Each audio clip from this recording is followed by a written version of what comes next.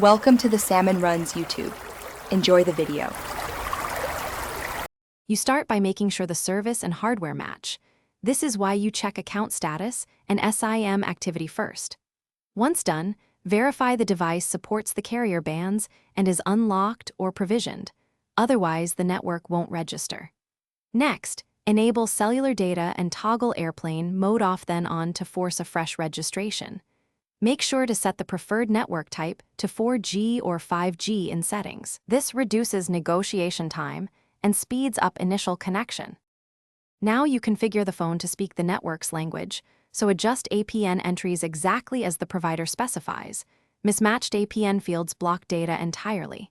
If you don't get a signal, switch to manual network selection and pick the carrier by its name or MCC/MNC code.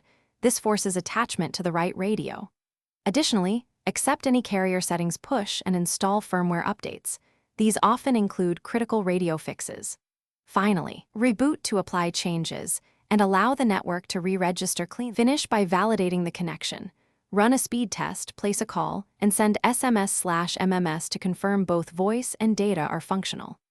If problems persist, reset network settings to clear corrupted entries, then power cycle the device. Removing and reseating the SIM can resolve poor contacts. As a key troubleshooting tip when you contact the carrier, provide the IMEI, SIM ID, exact error messages, and the steps you've taken. This speeds resolution and helps technicians escalate correctly. Thanks for watching. Consider subscribing if we helped you.